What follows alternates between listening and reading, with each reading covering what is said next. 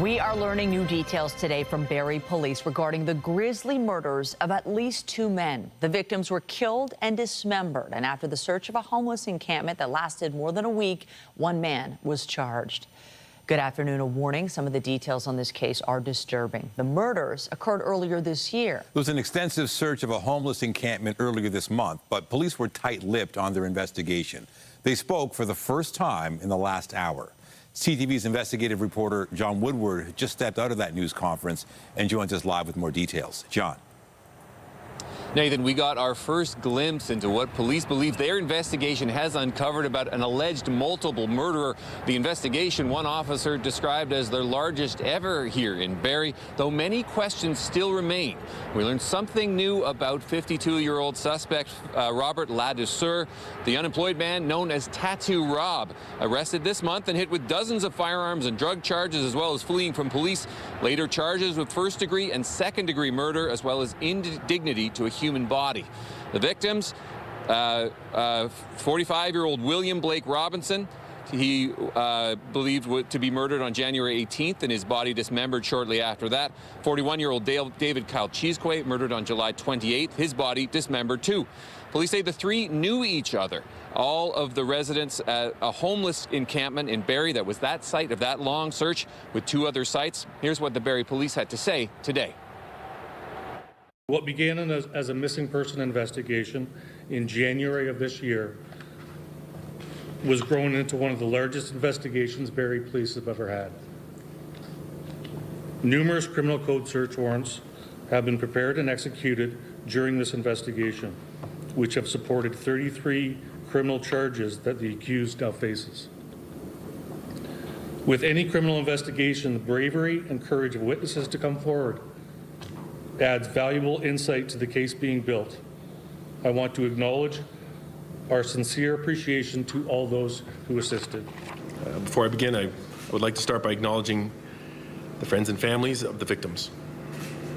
Losing a loved one is always a challenging and painful time, and under these circumstances, even more so.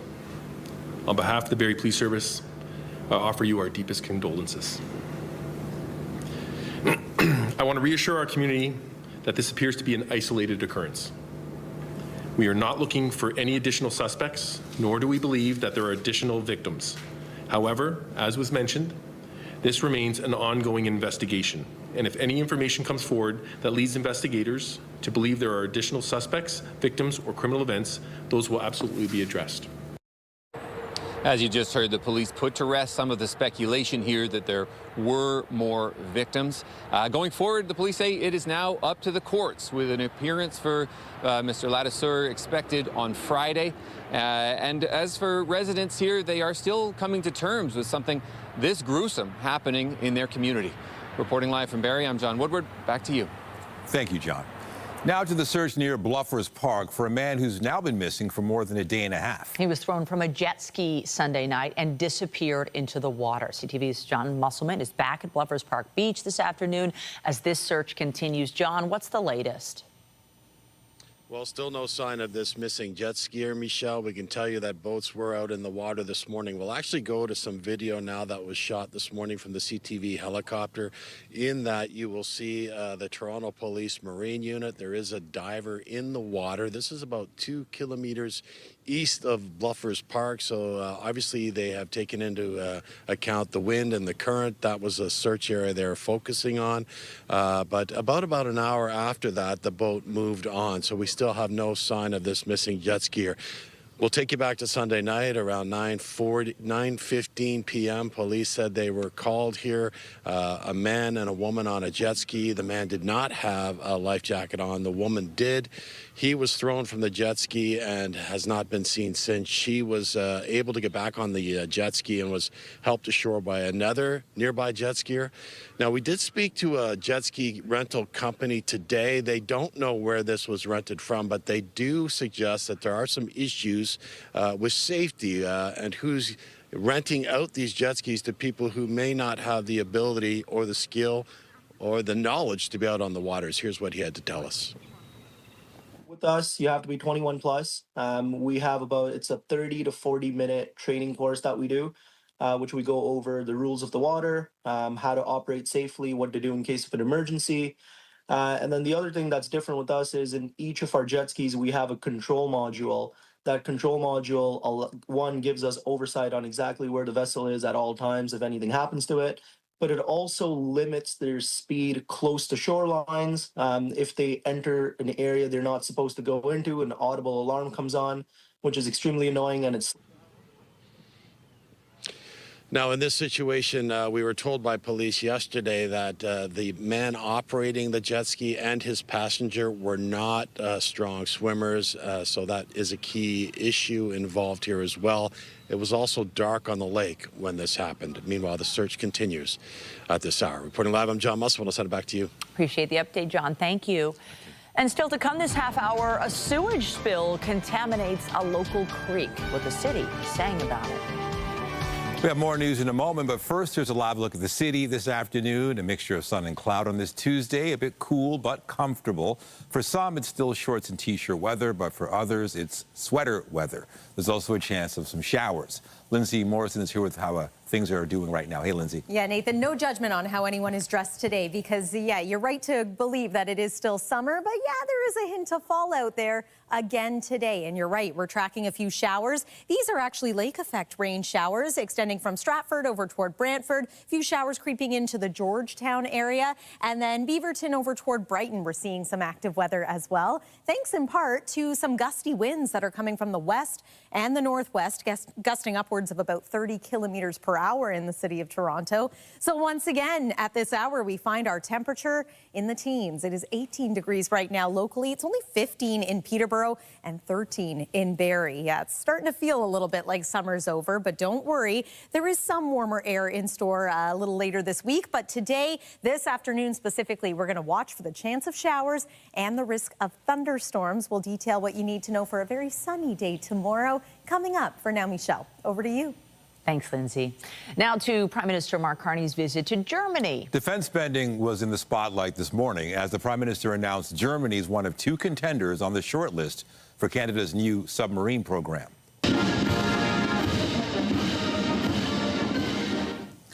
Carney was given a warm welcome as he was greeted by German Chancellor Friedrich Merz ahead of official meetings. Carney says Canada's new submarine purchase is down to two contenders. Ottawa is looking to buy up to 12 submarines to replace the aging ones it currently operates. The fleet is set to be decommissioned by 2035. The new submarines will mostly be used for patrol. South Korea is the second supplier Canada is looking at. I know the Chancellor is very conscious of this as well, is that our governments will be spending rightly a great deal of money to make our citizens more secure, to make the world more secure, to work with our allies to make the world more secure. We want to spend that as effectively as possible, so interoperability and cooperation is important, and we want to have the maximum economic benefits in our economies as well. So those will be important considerations. Carney also announced a new joint declaration on critical minerals cooperation with Germany. He says Canada could help strengthen Germany's critical mineral supply chain, which Berlin is seeking to diversify away from China and Russia. Carney says the two countries also plan to closely cooperate in energy, including on liquefied natural gas and hydrogen. CTV's Abigail Beeman is traveling with the Prime Minister and has more on today's developments from Berlin. Canada is taking the next steps in a massive procurement project to replace our aging submarine fleet, naming German and South Korean companies as preferred suppliers. There's a clear difference in their ability, the two finalists, to meet those technical requirements, which are very demanding, because in Canada, submarine means weeks under the sea ice, as well as in the Pacific at the same time. So we need to be able to have year-round fleets in all three coasts under quite demanding conditions. The Prime Minister met with German Chancellor Friedrich Merz at the Chancellery Tuesday morning, where the pair signed an agreement, a joint declaration of intent in technical terms, focused on critical minerals. Canada is trying to position itself as a key partner with our natural resources to help, particularly in areas like Germany's battery-powered electric vehicles. Canada and Germany are each announcing a special envoy for this project, and accompanied here in Berlin by his natural resources minister, Minister. The Prime Minister is also promoting Canadian LNG and hydrogen, saying Canada will begin discussions about the supply of LNG to German buyers as that country works to move away from Russian gas. The Prime Minister next headed to a tour of German submarine manufacturer TKMS, Canada announcing it has narrowed its search to buy up to 12 submarines down to 2 bidders. The Prime Minister promising the next steps will be transparent and fair. He plans to tour the South Korean facility in October. Abigail Beeman, CTV News, Berlin. In Hamilton this morning, the federal government announced eligible businesses can now start applying for funding as they face trade challenges. Ottawa says the Regional Tariff Response Initiative is intended to respond and compete amid these shifting market conditions. This is a 3-year program. It's a $450 million national initiative that will support businesses and organizations to help businesses grow, adapt, and lead in the changing economy.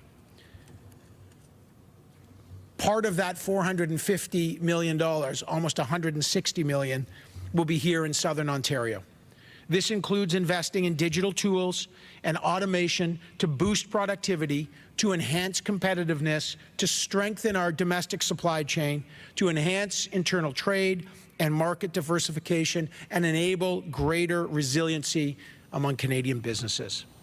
The government says businesses in Southern Ontario and elsewhere are under pressure, including key sectors like the steel industry. The Tariff Response Initiative will include up to $150 million nationally to support the sector.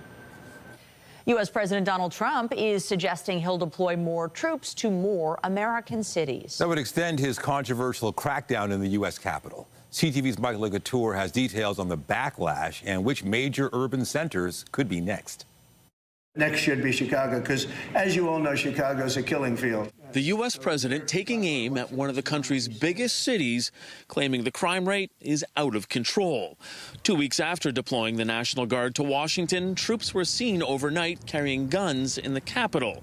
And Donald Trump is threatening to send the military to Chicago. The governor of Illinois should say, President, would you do us the honor of cleaning up our city? We need help.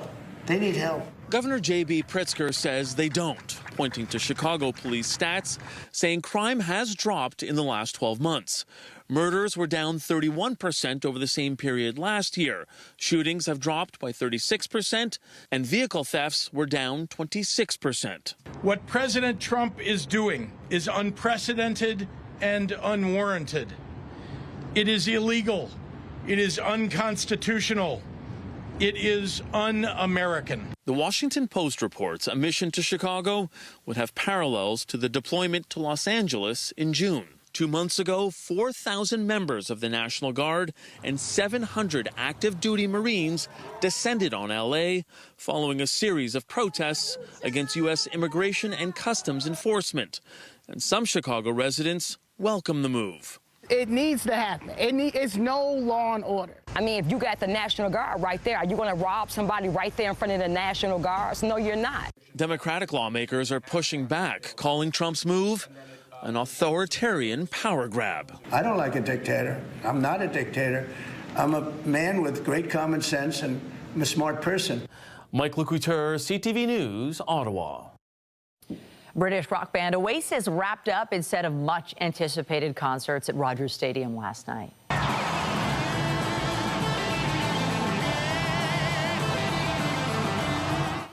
Liam and Noel Gallagher performed 2 sold-out shows at the new concert venue. The set list, including hits like Wonderwall and Supersonic. It was their first show in Toronto since 2008, and while fans reveled in this long-awaited reunion, neighborhood residents remain frustrated with the noise levels coming from the stadium this summer.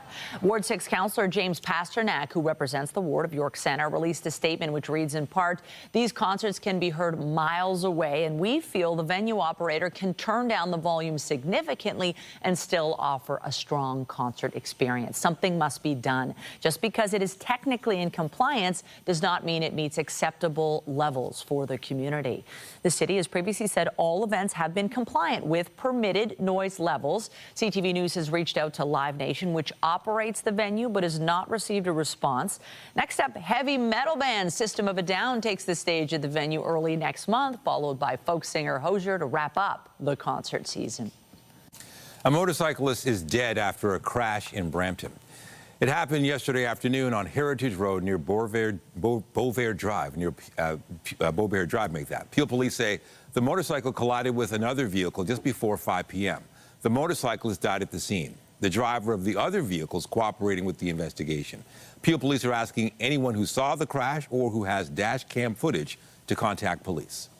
In Scarborough, a cleanup is underway after a sewage spill in Taylor-Massey Creek. Ontario's Environment Ministry received multiple calls Friday for a spill from the stormwater outfall at Warden Avenue and St. Clair Avenue East. The ministry says its staff attended the site on the same day and met with officials from Toronto Water to begin a cleanup. Toronto Water confirms the overflow was caused by a blockage in the sanitary sewer at Hymas Road. The blockage was cleared later in the day on Friday. The containment effort continues. A return to school for most students is still a week away. But for one school in Brampton, on a modified school year, classes have been underway for weeks. CTV's Raheem Ladani was at Ray Lawson Public School to get a gauge of how students feel about being back in class already. Raheem. Hey, Michelle, you know, the students we spoke to, they're actually big proponents of this new balanced schedule. For a large reason, it's because this is all they know. Here at Ray Lawson, the school started from kindergarten, so this is the only school they've been a part of. The biggest complaint we heard is, you know, it can be tough to schedule hanging out with friends in August when they're in school and their other schoolmates are out hanging outside. But a lot of people do like this schedule, and one of the reasons why is that although they're back in school near the end of July, they get more time off, sorry, not more time off, just spread out time off during the rest of the school year. So students get 2 weeks off in October, they get an extra holiday during December, they get a week off during February, and an extra week off during March break. And so it's a different system, but only a few schools, 3 in the region of Peel, are actually following this system. Take a listen to what the principal of the school and a student had to say.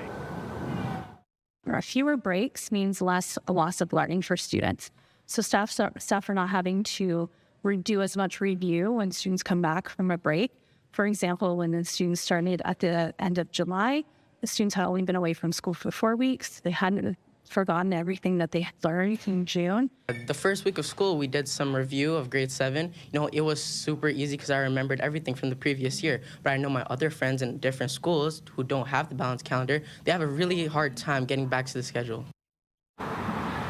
At this time, 10 schools across the province are following this balanced calendar. There are some hurdles, of course, making sure that all schools have air conditioning, which that is not the case, and that would require a big investment for the province to make that happen. There is AC here at Ray Lawson. Also, getting approved for this is a bit of a process. First, it needs community support, then the board needs to approve it, and then an application needs to be submitted to the Ministry of Education. Reporting live, I'm Raheem Ladani. I'll send it back to you in studio. Thank you, Raheem. One of the historic buildings in downtown Toronto is marking its 100th anniversary today. It's the Manulife building on Bloor Street East, and that's where we find CTV's Jessica Smith today, who joins us now. 100, that's a big number, Jess. It's a huge number, and just the lore of this building, it really is quite unique, from the grass quite literally to the columns to a bit of a vault inside. I'm going to bring you over to Emily here, and you're the archivist. You have all the history, all the knowledge of this building, but talk to me about the significance of this anniversary. Yeah, so this is a very big anniversary for us. It's not every day that your building turns 100 in the city of Toronto. So we're very excited to be able to share a little bit more about this building as well as our history as a company. So Manulife was founded in Toronto in 1887, making us 138 years old this year.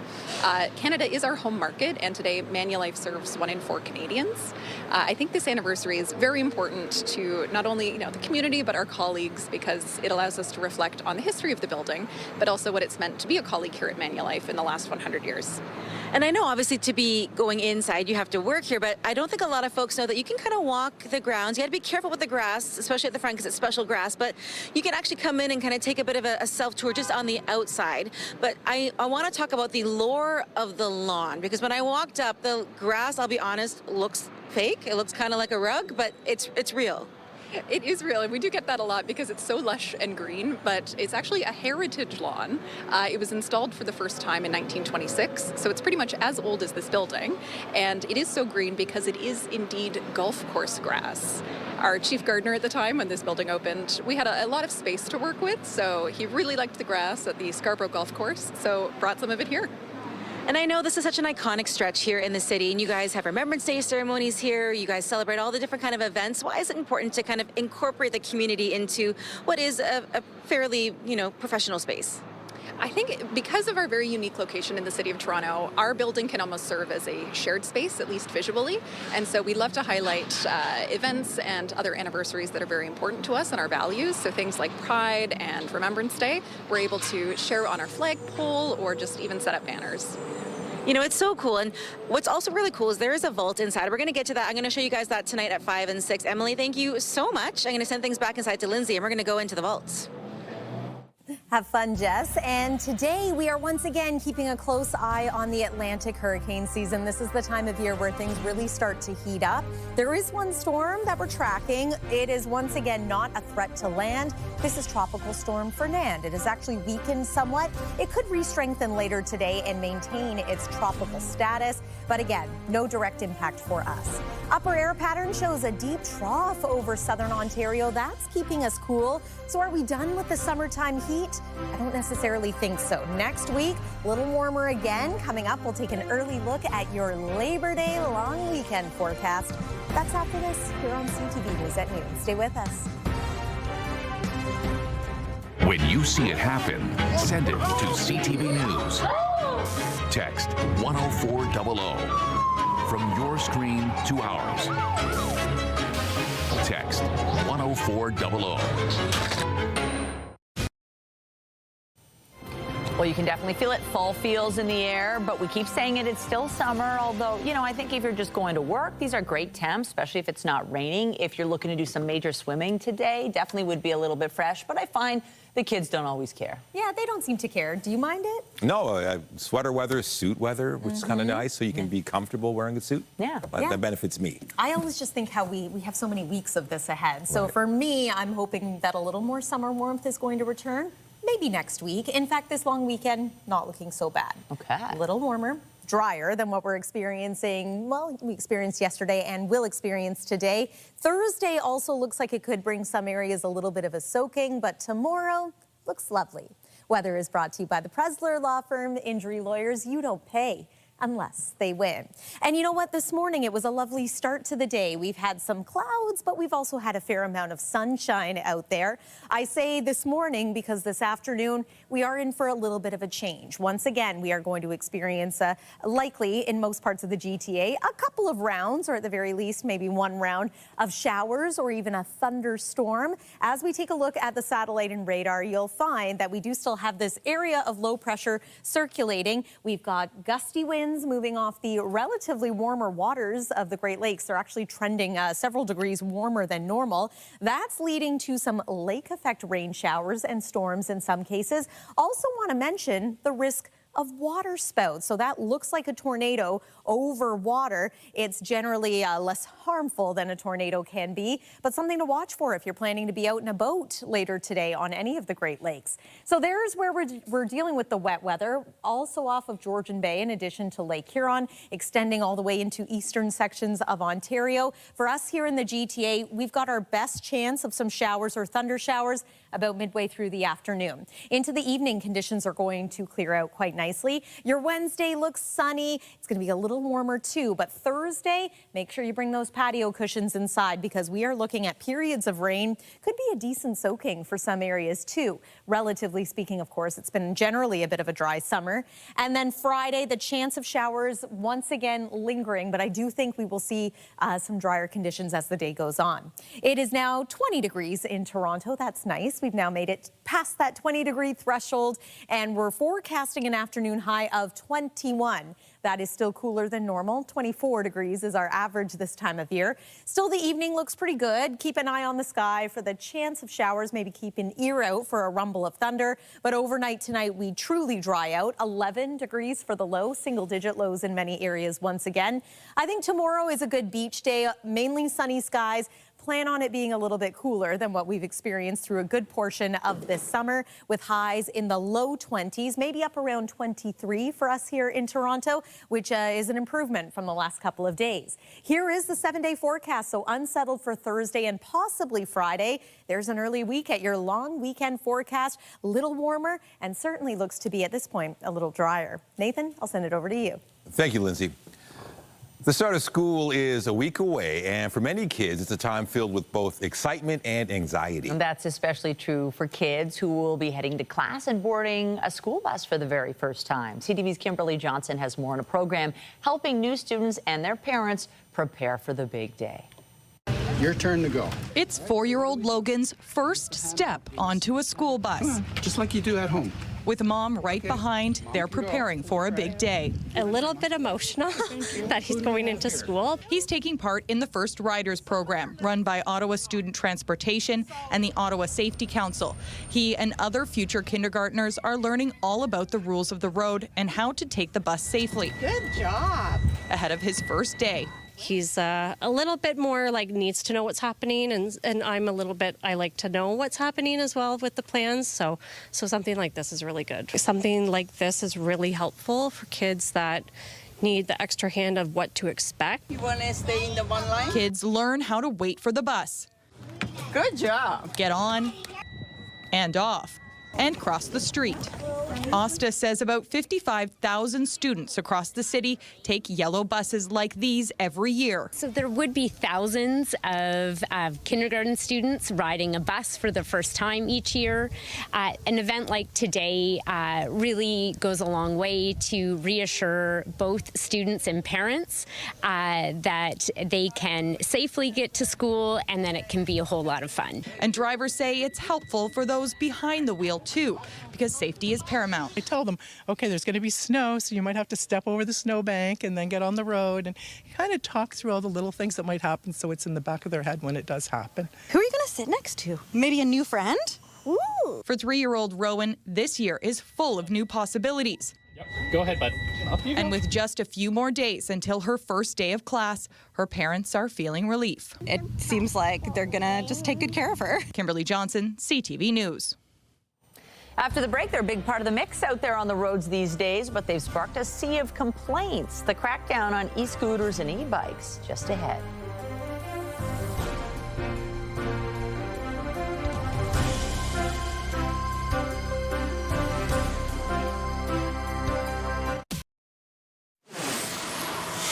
We have breaking news this noon hour. This is a look at the Don Valley Hotel on Winford Heights Crescent, where a man was rescued from a pool before the noon hour. That's a live shot. Toronto paramedics say he was taken to hospital with serious, non-life-threatening injuries. We're still waiting for more details from first responders. Once again, there's been a water rescue at a pool on Winford Heights Crescent. To other news now. Attention e-scooter riders. Police in Toronto are cracking down. The move comes as health officials warn of the rising number of injuries across the country. CTV's Adrian Gobriel has the details. The signage posted in Ontario's capital are clear, though it doesn't appear that many, if any, are taking notice. E-scooters aren't technically allowed on the streets of Toronto, though it's become a popular member of the micro-mobility vehicle family. And safety concerns have led to police in this city to launch a weeks-long enforcement campaign on all electrified two-wheel vehicles. Going up on the sidewalk, down on the road, down the wrong way, down a one-way, not wearing helmets. The Canadian Institute for Health Information says e-scooter injuries have risen from 375 in 2022-2023 to 498 in 2023-2024, with the number of children hospitalized increasing by 61% over that time period. Head injuries, which means lacerations, bad cuts of the head, broken smashed skulls, so with up to a bleed in the brain, broken facial bones, and then all the way down the body. Emergency room physicians tell CTV News far too many injuries stem from riders not wearing a helmet.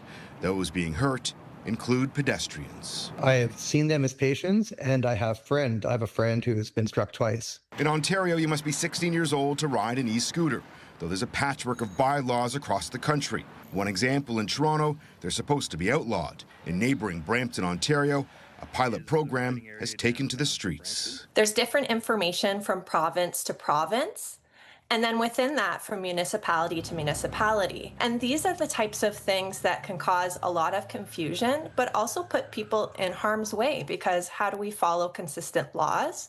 And how do other road users know what to expect? Here in Canada's largest city, those caught violating the Highway Traffic Act, like the individual who just passed us on an electric moped in the bike lane, could face a fine of up to $350. Adrian Gobriel, CTV News, Toronto. Premier Doug Ford says his government will introduce legislation to ban experimental testing on dogs and cats. Ford made the announcement yesterday in London after whistleblowers with the group Animal Justice raised concerns about dogs being used for cardiac research at the Lawson Research Institute at St. Joseph's Healthcare. The revelation sparked a University of Toronto investigation, which claimed the animals were used for tests and killed before being further examined. You can't be experimenting on dogs. They're part of our families, or cats. You know, go with the mice, go with the rats, no problem. But these are pets, and these are, no, it's done. You can't do it anymore. Now I'm going to start looking for everyone else. If there's anyone else out there that's doing this to animals, come clean, because we're going to catch you. And it's just terrible. You can tell I'm an animal lover, but it's just terrible. The Lawson Research Institute announced it was ending all testing on dogs following the U of T investigation. The Blue Jays returned home last night looking to get back into the win column against the Minnesota Twins. And a base hit into right. Here comes Jimenez. Here comes Lucas. Safe at the plate.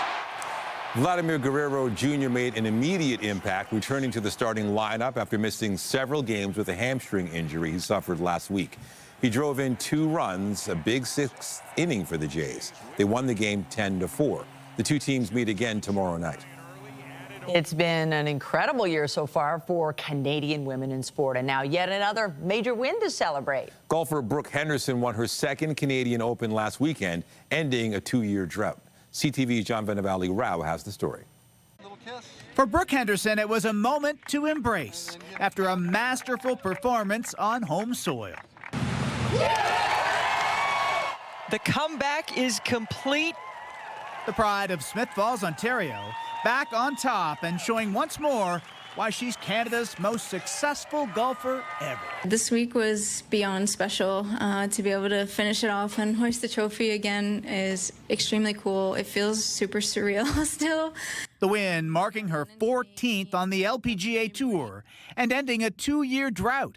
She first won the Canadian Women's Open in 2018, and to do it again at age 27 is remarkable. I'm just super excited that this actually happened. It's like a dream come true again. You can't help but reflect on how, the young up-and-coming talent has been inspired by Brooke's accomplishments. Look at McIntosh go. That accomplishment follows others by women athletes this year. Isn't she amazing? Including Toronto's Summer McIntosh, who made a splash in Singapore, claiming 4 gold medals at the World Aquatics Championship. And then there's Victoria Mboko, also 18, who weeks ago stunned the tennis world, winning at the Canadian Open in Montreal.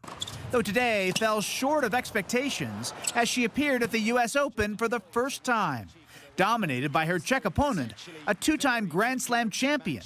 Still, for Canadian women in sport, overall, it's been an incredible and inspirational run. What we can speak to is hoping that this is going to change participation rates for girls in sport in the future. If they can see it, they can be it, and they can be the next Brooke, Victoria, or Summer. As for Brooke Henderson, she kept saying her latest victory seems surreal, adding it was a huge win for Canada and Canadian golf. John Rao, CTV News, Toronto. Get Toronto's top stories, breaking news alerts, and watch live. Download the CTV News app. Air Canada customers looking to file a complaint over their experience during the recent flight attendant strike should be prepared to wait. That word comes from the Canadian Transportation Agency. The agency says the backlog of air travel complaints stood at about 85,000 as of August 14th. That was 2 days before the Air Canada strike began. The backlog has since been growing since the federal government passed rules that came into force in 2019 that set compensation amounts for flight delays, cancellations, and the like. So far, there are no numbers for complaints against Air Canada due to the strike at this point. Now, in other labor-related news, the Postal Workers Union says Canada Post canceled a meeting planned for the two sides yesterday. The union, representing 55,000 workers, says it was because the Crown Corporation needs more time to review the latest offers. There is no indication when negotiations will resume. Earlier this month, CUPW rejected the employer's latest offer in a majority vote. It is maintaining its national ban on overtime in the meantime.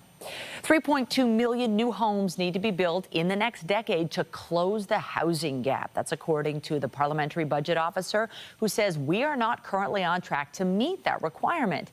The latest report estimates the number of new home builds will be higher over the next 3 years, but will gradually return to historical averages after that.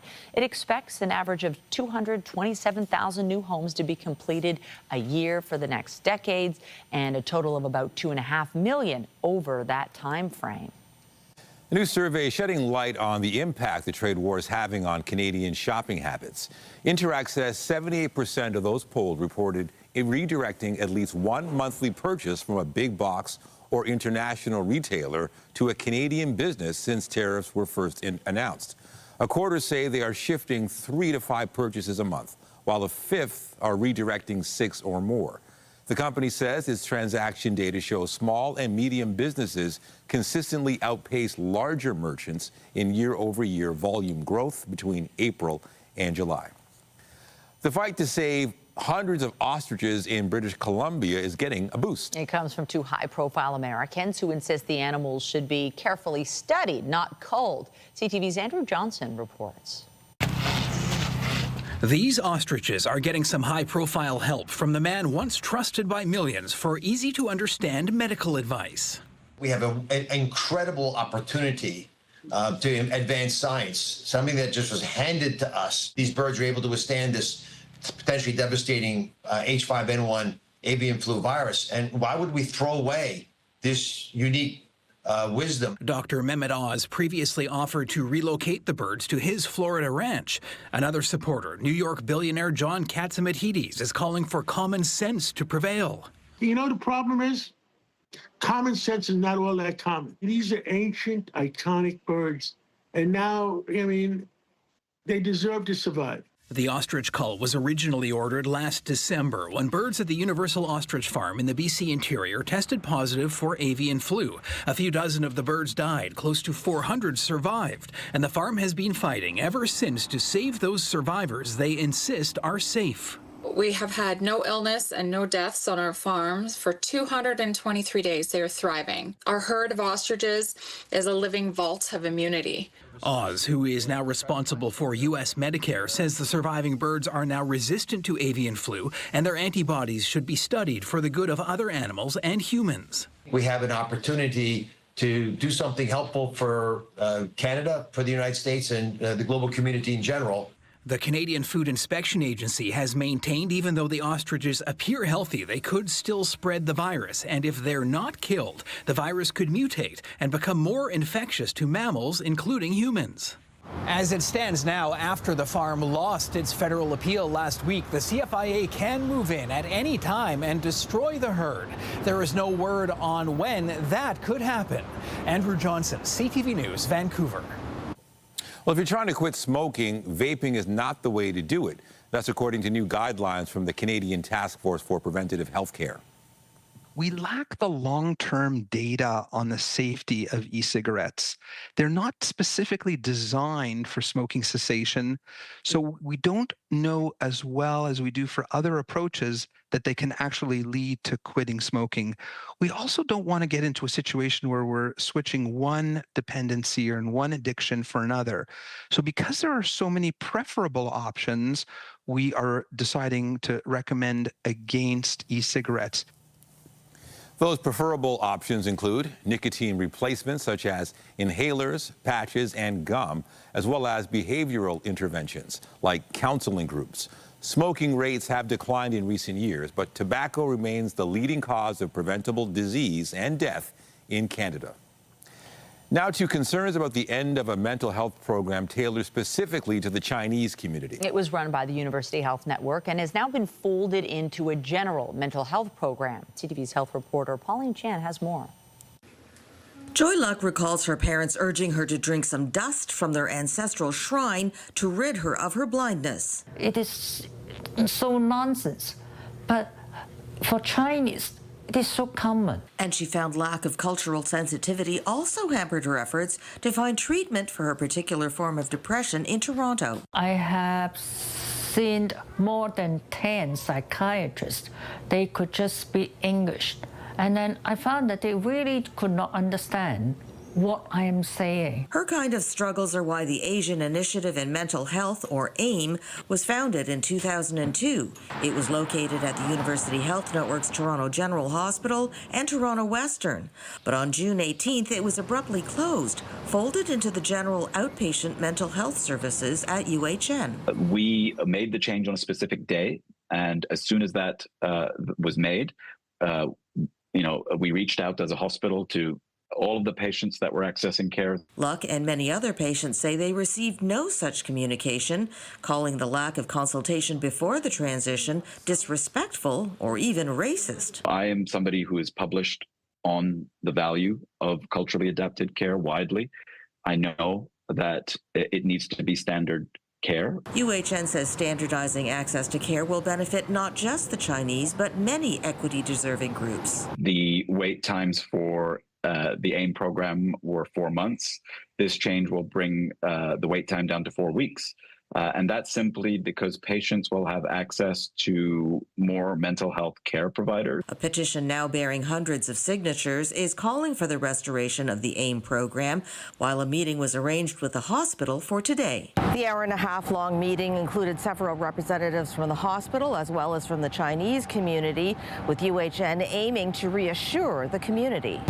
It is disappointing because they still do not want to acknowledge the problem they have caused in disruption of care. Dr. Tedlow questions their ability to improve care for the GTA's almost 700,000 Chinese Canadians, especially when 4 of the staff clinicians from AIM have been cut. I would ask them to allow us to do the time to assess the positive impact that this transition is going to have. The two sides say they will be meeting again. Pauline Chan, CTV News.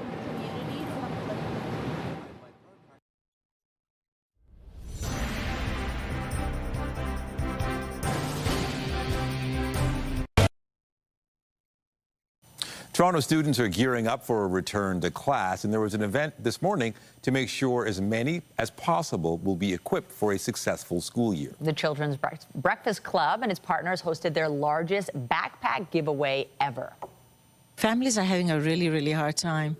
And when they're having a difficult time, they don't want to send their children with nothing new. All the other kids are going to be coming with new backpacks, new supplies, new everything.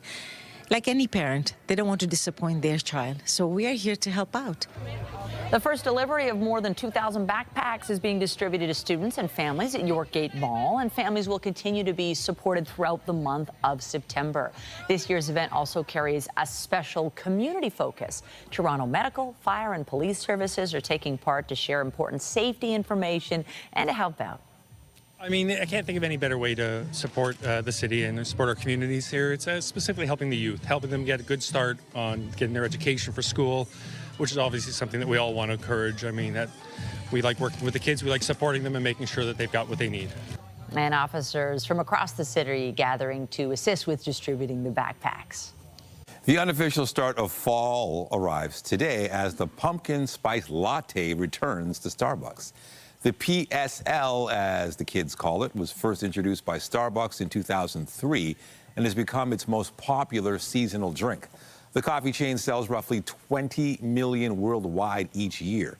It will be available starting today, along with other fall favorites like the pumpkin cream cold brew and iced pumpkin cream chai. New to this year's lineup is the pecan oatmeal, make that oat milk cortado. Okay, well, even though we're all enjoying the last few weeks of summer, just in case you're wondering what's in store for winter across our beautiful country, here's what the Old Farmer's Almanac is saying. Overall, we're calling for almost everywhere in Canada to be a bit milder this winter than normal.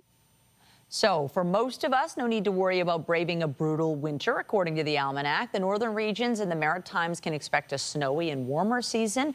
More precipitation is predicted for much of the south, but southern Ontario is the outlier here with colder and drier conditions predicted. I'm going to have to remember that and see if this is right. We'll see. Do you remember what happened last winter? So much snow. It was like, wow. I don't know. Do we need as much of it? I'm not sure. Well, that last year, the month of February was very memorable, that's for sure, at least as far as snow is concerned. We don't have to worry about snow today, but we might see a little bit of rain. Here's one more look at the satellite and radar. Right now, it is dodging us here downtown Toronto. West end of the GTA may be about to get clipped, as well as east end communities. Overnight, we dip to a low of 11 degrees. There's tomorrow, 23. Tomorrow looks like a beautiful day to get outside. But once again, we're watching for some wet weather Thursday. Nathan and Michelle. Thank you, Lindsay. And that is CTV News at noon. Remember, you can get Toronto's breaking news all day long on CP24 and at ctvnewstoronto.ca. For Lindsay Morrison and the whole team here, have a pleasant afternoon. I'm Michelle Dubé. And I'm Nathan Downer. Be sure to join us later for CTV News at 5 and 6. Have a great day.